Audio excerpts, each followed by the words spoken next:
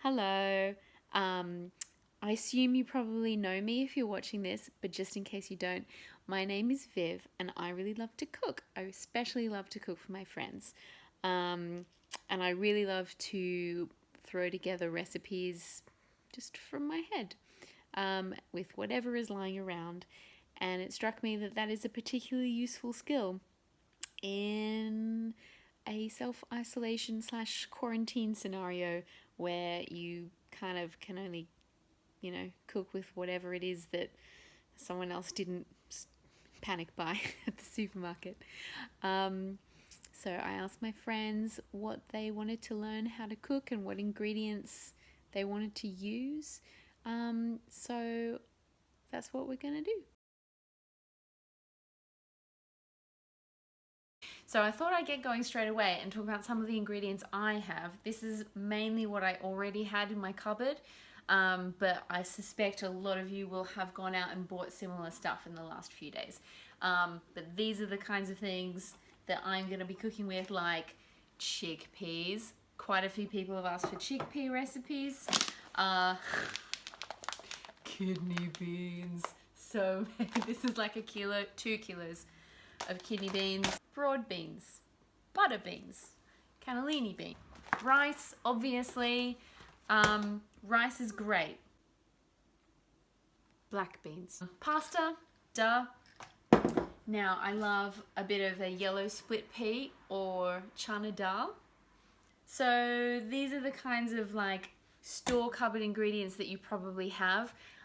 In terms of like fresh ingredients, I hope people have things like onions, garlic, potatoes, sweet potatoes, broccoli, cauliflower.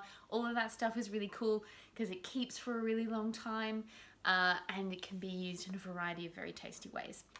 And then when it comes to the flavor side, because this is like the real kicker when it comes to cooking any of these things, this is the stuff that you need. So my first most important cardinal rule: salt. Loads of salt. It makes things taste better.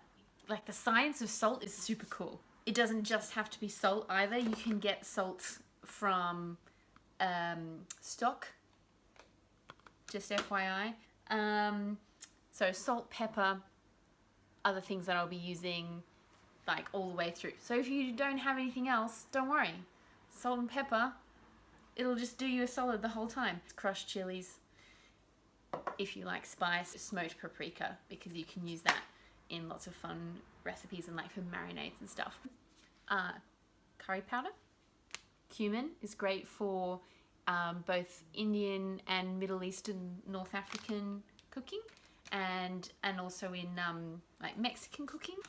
Turmeric, it's meant to be good anti-inflammatory, so could be good if you get the virus. Oil, obviously.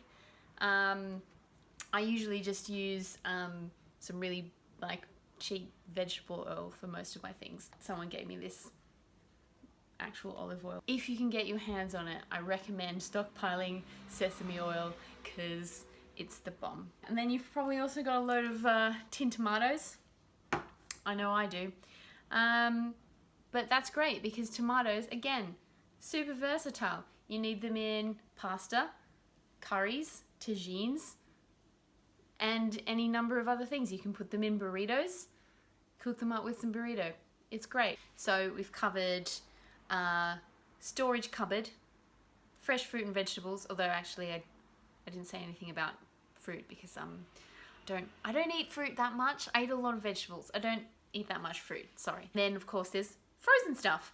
Now, I don't have a whole lot of freezer space, or indeed a whole lot of fridge space. I imagine though that the kinds of things that you're working with probably include some kind of frozen dark leafy green, like spinach or kale, peas, corn, that kind of thing. I've also got, because I'm lazy, a bunch of like my favorite vegetarian, vegan, like burgers and sausages and stuff like that.